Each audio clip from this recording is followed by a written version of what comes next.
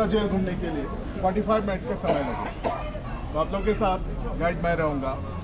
तो जहाँ से अभी आप लोग अंदर आए हो, आपने जो म्यूजियम देखा, exhibition gallery and freedom fighters के फोटो गैलरी, देखिए जो भी फ्रीडम फाइटर्स के फोटोग्राफ्स हैं उस म्यूजियम में रखा हुआ है। इस सेलुलर जेल में जितने भी फ्रीडम फाइटर्स सजा काट चुके हैं उन लोगों के सारे फोटोग्राफ्स लगाए गए। उनको कौन सा केसेस में लाया गया था, कौन से ईयर में लाया गया था, उसके हिसाब से रखा गया है सारे फोटोग्राफ। मैक्सिमम 80% पीपल जो है बंगाल के लोग, फर्स्ट बंगाल, सेकेंड पंजाब के लोग। जैसे आप अंदर आए हो, ये जो बड़ा सा जो चबूतरा दिख रहा है व्हाइट कलर की मार्बल वाली, तो ये मेमोरियल शहीद स्मारक सेलुलर जेल में जो भी फ्रीडम फाइटर शहीद हुए थे उन लोगों की यादगार में बनाया गया मेमोरियल है। तिथेच होते जेलमध्ये बंदिस्त, 14 वर्षाची सजा भोगली त्यांनी तिथेच. तिथे त्यांचा फोटोसुद्धा आहे, डबल हे लागलेला आहे. त्याच्यानंतर खाली जे दिसते तुम्हाला इकडे पांढरी भिंत, त्याच्यासमोर फाशीगृह आहे. त्या ठिकाणी एका वेळेला 3 जणांना फाशी दिल्या जात होती. आणि मुद्दामून ते फाशीगृह याची त्यांच्यासमोर याच्यासाठी बनवलं होतं की त्यांनी रोज मरताना आपले लोक पाहावं म्हणून, म्हणजे त्यांच्या किंकाळ्या. आणि या बाजूला हे जे तुम्हाला दिसते इथे या ठिकाणी असे फाळे आणि काही ॲटम असे आहेत की जे तुम्हाला त्या कैद्यांना ऐकलं नाही की असे बांधत होते आणि ते चापकानी मारत, ते सुद्धा पोझिशन तिथून त्यांना दिसत होती. म्हणजे ज्या होणाऱ्या यातना आपले जे स्वातंत्र्य सैनिक भोगत होते त्याचे ते काही नावं इथे आहे 200-250 वरती तुम्ही पाहाल. म्हणजे अक्षरशः काट्या अंगावर उभे राहते, इतक्या भयानक स्थिती त्या लोकांनी इथे भोगलेलं आहे. हे काही पॉईंट आहे, तिथे जेलगृह आहे, वरती ते आपला विदा सावरकर तिथे फोटो आहे त्यांचा. बाकी असं काहीच केलं नाही, जसंच्या तसं आहे. 7x8ची कोठडी आहे, जास्ती मोठी नाही ती. हो. आणि ज्या वेळेला ते ऐकत नव्हते तर त्या ठिकाणी भिंतीला असे खिळे लावलेले आहे आणि त्याला आकोडे लावून त्यांना असं बांधून ठेवत होते. म्हणजे जोपर्यंत ते म्हणत नाही किंवा सोड म्हणून असंपर्यंत कैद्यांना असे लटकून ठेवत होते. म्हणजे जेवढ्या वेळ फक्त शौचालयात जाण्यापुरतीच त्यांना सोडत होते, बाकी पूर्ण दिवसभर तसे लटकून ठेवत होते. 7 आरे या तिच्यातले 3-4 आरे गेले. म्हणजे हे प्रत्येक असे बॅरेक आहे बनलेले. तिच्यातले 2-3 ढासळले. वरती तुम्ही बुरुजावर जाल त्यावेळेला तुम्हाला दिसल. आणि हे असे काही आरे शिल्लक राहिले आहेत जे सुरक्षित ठेवले आहेत. हां. आणि यांना सावरकरांना माहीत नव्हतं की आपला भाऊ इथे सजा भोगत आहे म्हणून. 10 वर्षापर्यंत दोघंही भाऊ एकाच जेलमध्ये होते, पण त्यांना माहीत नव्हतं की आपला भाऊ इथे आहे म्हणून. इकडच्या बाजूला ते होते, विदा सावरकर तिथे होते. म्हणजे कोणत्या कैद्याशी कोणाला काही संपर्क होऊ देत नव्हतं. या जेलचे तो बुरुज एक आहे, तो संपर्क क्षेत्र होता. म्हणजे कैद्याला न्यायचा, तिथे पाट्या टाकायच्या. त्या पाठीवर गेल्या म्हणजे या कैद्या या जेलमध्ये जाता येत होतं. नाहीतर त्या पाट्या काढल्या म्हणजे इकडच्या कैदी तिकडे किती पळतो म्हटलं तरी पळता नव्हतं. म्हणजे त्या ठिकाणी तुम्ही गेल्यावर लाकडाच्या पाट्या दिसाल.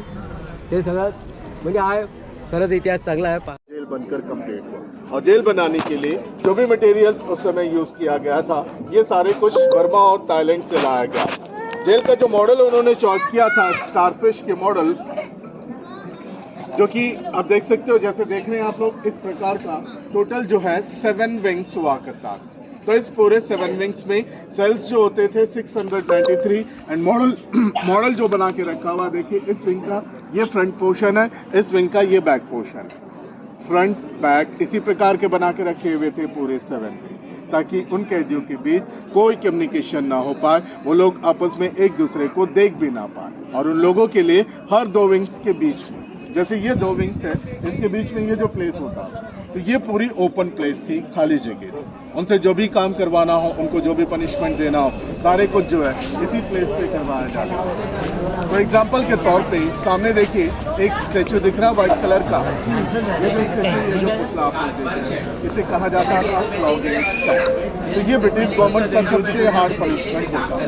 इस पनिशमेंट को देने से पहले कैदी को टोटली नेक्स्ट सारे कपड़े उतार दिया जाता. उसके बाद पैर हाथ दोनों लॉक, ताकि कैदी बिल्कुल हिल ना पाए. और इस पनिशमेंट का यूज आप देखिए, जैसे मॉडल में दिखाया गया, ओनली बैक पोर्शन पे मारा जाता था और एक जगह पे तब तक मारा जाता था जब तक कि उस जगह से ब्लड नहीं निकलता था. और जो मारने वाला होता था यहाँ पे वो भी इंडियन ही होता था. तो एक इंडियन दूसरे इंडियन को पनिश करते थे इस जेल में. ब्रिटिशर्स डेविड बैरी जिसका नाम था, वो था इस जेल का जेलर, जो कि वो सिर्फ ऑर्डर करता था. एंड जितने भी पनिशमेंट देना हो, जितने भी काम करवाना हो, सभी लोग इंडियंस ही होते थे. तो अभी आप जहां से एंटर करे हो, जहां पे म्यूजियम आपने देखा, देखिए वो पूरा बिल्डिंग उसी समय का बना हुआ है। उस समय ब्रिटिश गवर्नमेंट इसे जो है main first floor office room and ground floor store room की तरह यूज किया जाता था। तो हम अभी चलेंगे जेल का पहला point, first point, hanging place, फांसीगर। ये देखते हुए हम लोग अभी जेल के अंदर एंटर करेंगे। आप लोग आइए प्लीज। शिबू क्या हुआ?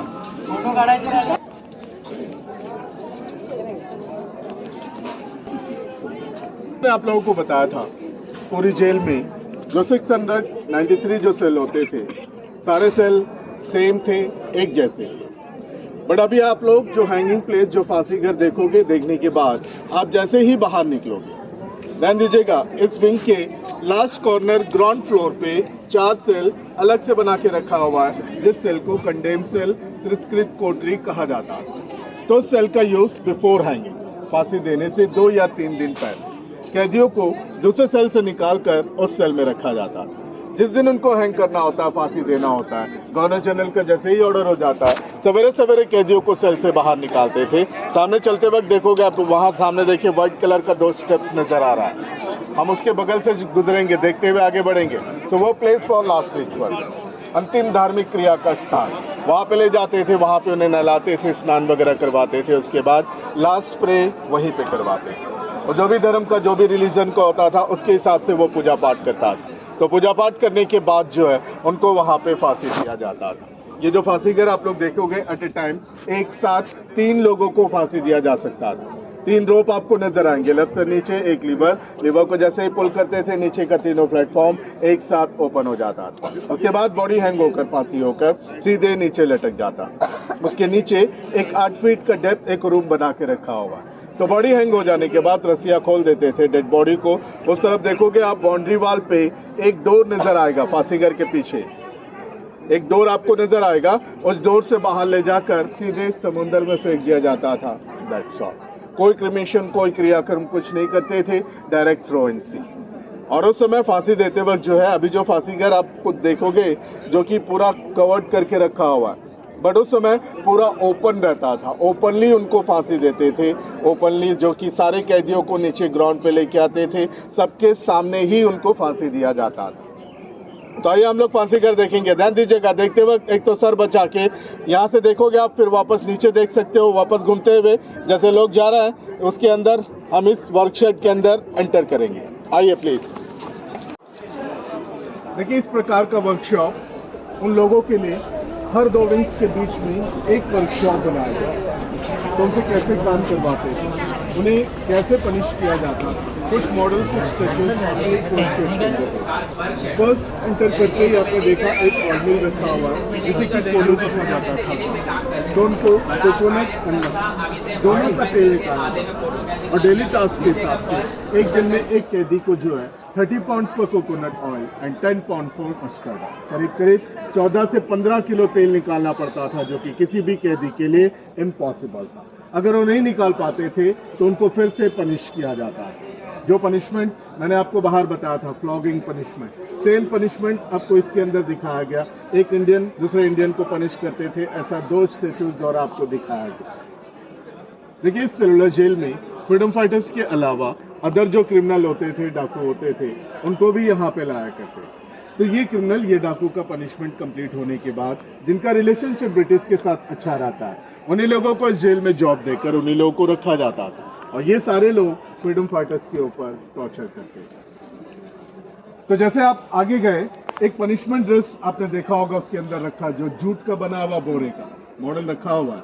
जब भी जेल में उनको कोई भी पनिशमेंट दिया जाता था तब उनको वो ड्रेस पहनाते थे। जूट का, बोरे का इसलिए पहनाते थे, ये काफी सख्त होता था, हार्ड होता था। इसकी वजह से ये पहनने के बाद पूरे शरीर में छाले पड़ जाते थे, टोटली स्किन उखड़ जाती थी, क्रैशेस हो जाती थी पूरी बॉडी। तो जेल का जो मॉडल मैंने बताया, स्टारफिश के मॉडल, आपको स्टारफिश के मॉडल जो मैंने बताया था, जेल का स्टारफिश के मॉडल में सेंटर पॉइंट जो सबसे टॉप आपको नजर आ रहा है, वो मेन सेंटर पॉइंट। इस स्टारफिश के मॉडल में इस प्रकार का टोटल 7 विंग्स हुआ करता है, और हर विंग को एंट्रेंस पे जो कनेक्ट करके रखा हुआ है, देखिए उसी सेंटर टावर से कनेक्ट किया गया। कनेक्शन आपको यहां से भी नजर आ रहा है, देख सकते हो। और ये जो भी कनेक्शन अभी आप लोग देख रहे हो, ये सारे कनेक्शन आज़ादी के बाद इंडियन गवर्नमेंट ने करके रखा हुआ है। उस समय कोई कनेक्शन नहीं था, ब्लैंक था, खाली। तो ब्रिटिशर्स क्या करते थे, प्लेटफॉर्म यूज करते, उसको जब जरूरत थी तभी उस प्लेटफॉर्म को डाला गया, वरना वो निकाल के बाहर रख देते थे। उसके बाद कोई एंट्री नहीं होता था, तो लोग जा भी नहीं सकते थे, आ भी नहीं सकते थे। और देखिए आप, हर एक विंग का 3 फ्लोर बनाया गया, ग्राउंड, फर्स्ट एंड सेकेंड। तो हर फ्लोर का अभी चलते वक्त देखोगे आप, फर्स्ट सेल बाकी सेल से थोड़ा डिफरेंट है। मैडम आपका गाइड वहाँ पे जाइए, वो देखिए वहाँ पे आपका गाइड वहाँ पे, नहीं वो अभी वहाँ पे बता रहा, आप ही फ्लोर का अभी चलते वक्त देखोगे आप, फर्स्ट सेल बाकी सेल से थोड़ा डिफरेंट है, थोड़ा बड़ा है। तो जो गार्ड होता था, सिक्योरिटी गार्ड, उस गार्ड के लिए वो पहला सेल बनाया गया, क्योंकि गार्ड जो होता था वो भी इंडियन ही होता था। इसकी वजह से उनके लिए भी सेल बनाया गया, लेकिन वो खुला रहता था, वो जब चाहे अंदर बाहर हो सकते। और जैसे आप सेल देखोगे, एक सेल में एक कैदी को रखा जाता था, और पूरे जितने 693 जो सेल होते थे, सारे सेल सेम थे, एक जैसे थे। 13.5 बाई 7 फीट वाली सेल है, 13.5 बाई 7 फीट। और हर सेल के बाहर आप लोगों को 2 होल नजर आ रहा, देखिए यहाँ से भी देख सकते हो, जब आप अंदर जाओगे अंदर से भी आप देखोगे ये 2 होल दिख रहा है सामने। हर सेल के बाहर जो एल शेप में जो होल नजर आ रहा है, ये सेल का लॉकिंग सिस्टम। सेल का लॉकिंग सिस्टम टोटली बाहर से दिया गया, अगर उनके हाथ में की भी लग जाए तब भी वो लोग अंदर से जो है खोल नहीं पाते। और सेकंड वाली होल, जब कैदी सेल के अंदर बंद होता है तो उन लोगों को खाना वगैरह जो भी देना पड़ता था, सारे कुछ सेकंड होल खोलकर उनको दिया जाता है। और एक सेल में एक कैदी के लिए एक लकड़ी का बेड, एक कंबल, एक लोहे का पॉट, लोहे का प्लेट एंड एक मिट्टी का पॉट दिया जाता है। उस लोहे का पॉट एंड प्लेट का यूज उनको खाने के लिए करना पड़ता है।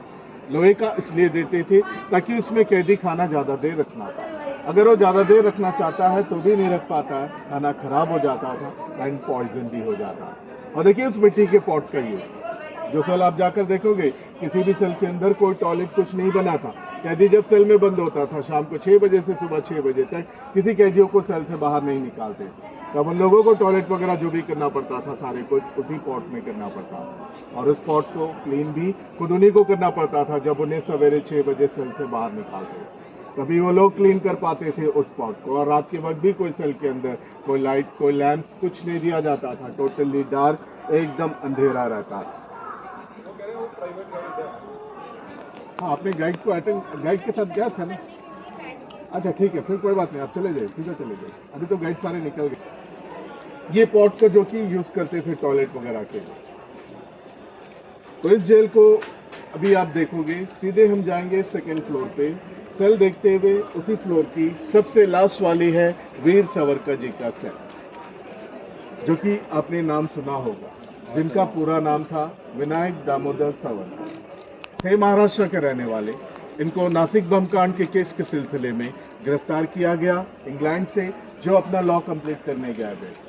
तो जब इन्हें इंग्लैंड से गिरफ्तार करके लेके आ रहे थे बाय शिप, शिप के जो टॉयलेट होता है उसकी वेंटिलेशन से निकलकर भाग गए थे, स्विम कर फ्रांस चले गए थे। ऑन द वे में फ्रांस पड़ता था, उनको पूरा इंग्लिश चैनल क्रॉस करना था। फ्रांस जाने के बाद उन्हें फ्रांस में फिर से अरेस्ट किया, अरेस्ट करके डायरेक्टली यहाँ पे लाया गया। इनको पूरे 50 इयर्स का पनिशमेंट हुआ, बट इनको यहाँ पे रखे थे 10 इयर्स ओनली। 1911 टू 1921 पूरे 10 साल एक ही सेल में रखा गया। Wing number 7, cell number 1, 2, 3, top and last cell Veer Savarkar ji. 10 साल के बाद काफी बीमार पड़ गए थे, इसकी वजह से इन्हें यहाँ से वापस रत्नागिरी जेल में शिफ्ट कर दिया गया। उस जेल में उनको 1924 तक उस जेल में रखा गया। 1924 में फिर से उनको शिफ्ट किया गया, अपने ही घर में उनको नजरबंद करके रखा हुआ था 1938 तक। तो 1938 में रिलीज कर दिया गया। इन्होंने आज़ादी देखी थी, इनका देहांत आज़ादी के बाद आफ्टर इंडिपेंडेंस 1966 को इनका देहांत। बल्कि देखिए इनके बड़े भाई साहब गणेश दामोदर सावरकर, वो भी इसी जेल में बंद थे। दोनों भाई एक ही जेल में बंद थे, सेम एक ही केस में लाया गया था इस जेल में, बट दोनों को पूरे 2 साल तक पता नहीं था आपस में कि हम दोनों इसी जेल के अंदर बंद। तो सोच सकते हो इतने छोटे से जेल में कितना ज्यादा स्ट्रिक्टली रखा गया था इन लोगों को। वीर सावरकर जी के सेल देखने के बाद वहां से लौटोगे आप सीधे ऊपर सबसे टॉप पॉइंट जहां से पूरा जेल और पूरी पोर्ट ब्लेयर की आपको एरियल व्यू टोटली नजर आएगा। वो आप लोगों को फोटोग्राफी पॉइंट रहेगी।